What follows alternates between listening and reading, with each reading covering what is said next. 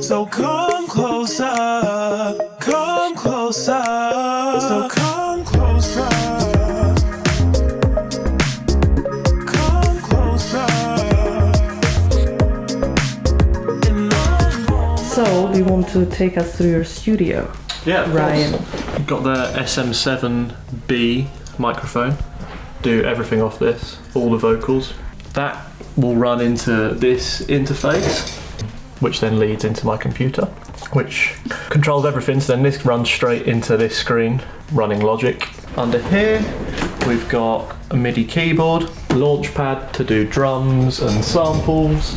Here we've got a TD3 synthesizer, a Roly C-board, which is good for fake guitar and strings. Do you play any instruments? So I play keys, I play guitar, and when I was younger I used to play drums, but not anymore. But I can't sing, so don't get me to do that.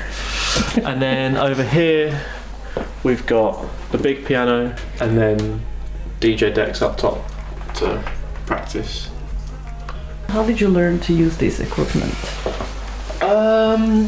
Do you go to school for YouTube, this? I started with, and then in September 2021 I went to university to do a master's degree in production, where I really sort of learned a lot more. So I kind of knew the basics to start with and then built on that. And then in terms of the actual instruments, I sort of learned, I learned guitar when I was really young, and then that sort of went in hand with the piano because I could teach myself piano based off what I knew from guitar. In the summer I'd been producing for about 8 years, and for 5 of those I was really bad. So don't expect stuff to happen straight away. This takes a lot of time and a lot of work and a lot of effort. Were you ever in a band? I haven't been in a proper band. Everybody's been in a school band, haven't they? Like a couple of mates who want to do songs. I'm very... So you want to stay solo? Yeah, and That's cool. If you speak to any people that I work with, she'll tell you. I'm very particular and very direct, and I don't like people getting involved.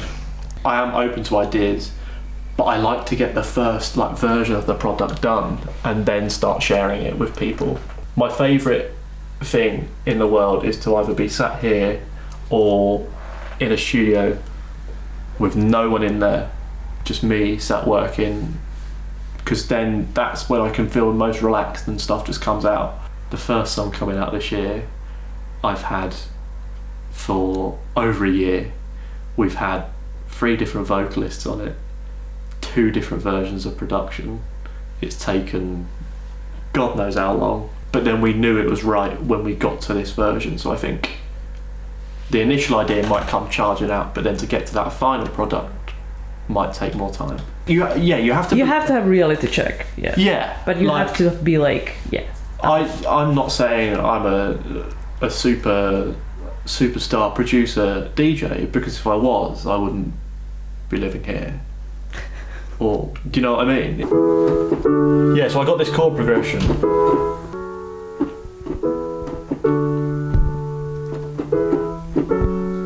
It started with those chords, which we then just recorded in.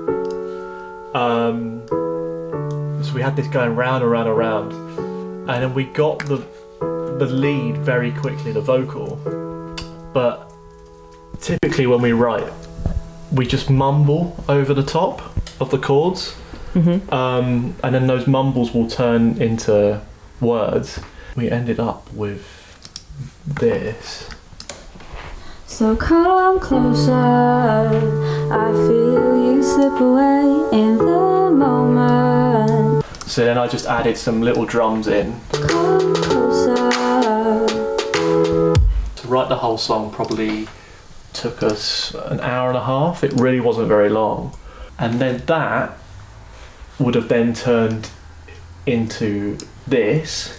So come closer, I feel you slip away in the moment. So that was the very first full version of the song, and that's just filling stuff out. So these were the same piano chords that I played earlier, just a different piano, put a bass under it, and then just layered up And then at the end we added some guitars which aren't real. Get more of that if you want. So that was the very first version, and this version was going to come out. I showed it to some people and they said maybe change the vocalist. If you're going for like a dance pop song, they probably need a little bit more power to their voice. Lydia's voice is great, but it's very acoustic, sort of singer-songwritery. So then we changed it to this version. So come closer, I feel you slip away in the moment. And then this version was going to come out. Usually I feature people on my songs, so in the title it would have been the song title and then featuring so-and-so. And then I got told that perhaps it wasn't the best idea to have features anymore. Why? Because when you're trying to break out as a early artist, perhaps not carrying people, but diluting the song away from you is perhaps a negative. Yeah, you want to try and make the song all about you, and if you start putting extra names on it, it dilutes that. Is what I understood when we had the chat about not doing features. I then had to speak to the girl who sang it and said, it's great, it's going to come out, but I don't think you're going to get a feature. Are you happy with that? I never just force it on someone. And she said, no, if I wanted to do the song, I want to be attached to it and have my name fair on enough. it. I mean, which is, I suppose, fair enough. what did you mean?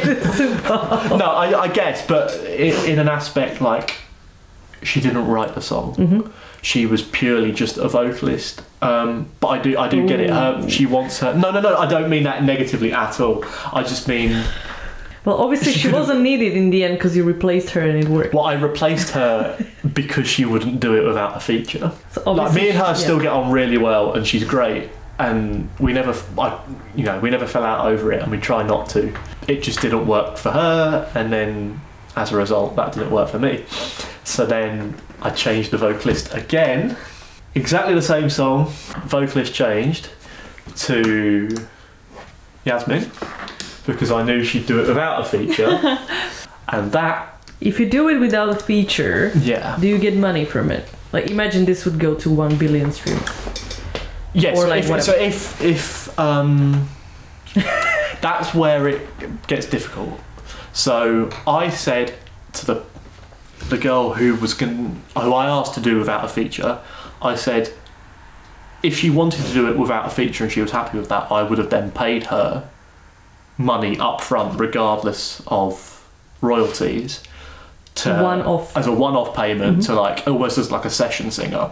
I know that wasn't what we agreed at the start because I thought she was going to be featured, but to then compensate for that. However, if she is featured, then it would be split, the royalties, and then that comes down entirely to what you negotiate between you and the singer and whatever. I hate doing that part, so I like to let other people do it for me, because trying to tell people you're only getting this, I think I'm quite a nice guy, and I think I find it very tough to not be harsh, but that's what you're getting, and that's to do my own negotiations is quite difficult, so I don't handle that.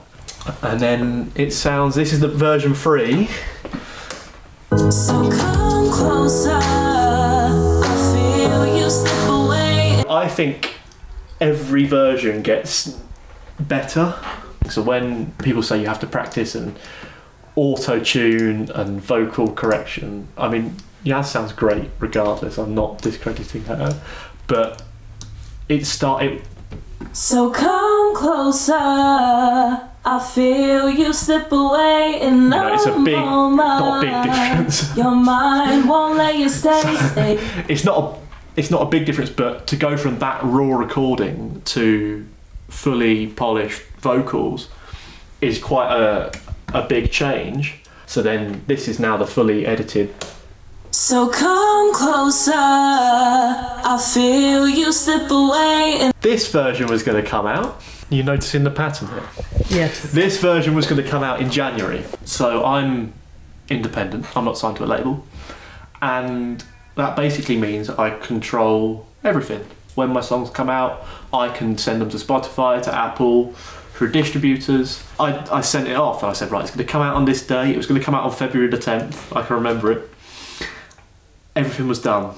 And then I had a chat to the guy who looks after me. I said, yeah, it's great. Closer's going to come out on this day, da da da da da. I could tell the mood on the phone call just changed straight away. He wasn't best pleased that I'd rushed into stuff. And this is when I say about don't rush things, take your time. I've learned this. Every time you make a mistake, you learn. We had a long chat and he said, I want you to take it down off Spotify, take it down from all the streaming platforms. What's wrong with it? What was wrong with it? The chat that we had was basically, this is kind of a very commercialised, radio-ready pop song. And to try and cut through everybody else who's doing exactly what I'm doing, you have to be a little bit more clever with it. And this, as it is, isn't going to reach the potential heights. So that was the chat we had.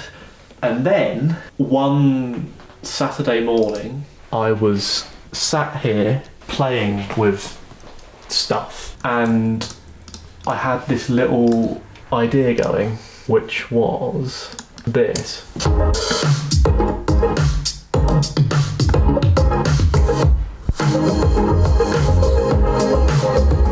That Closer, the song, would work really well over it, but not how Yasmin sung it. So I turned her into a man. So come closer, I feel you slip away. So come closer. I finished that and I was excited. Again, 10 times more excited than I was from the first 3 versions. And I sent it across and the guy who I work with a lot rang me up and he was like, yes, this is it. The guy who told me to take it down told me yes to this.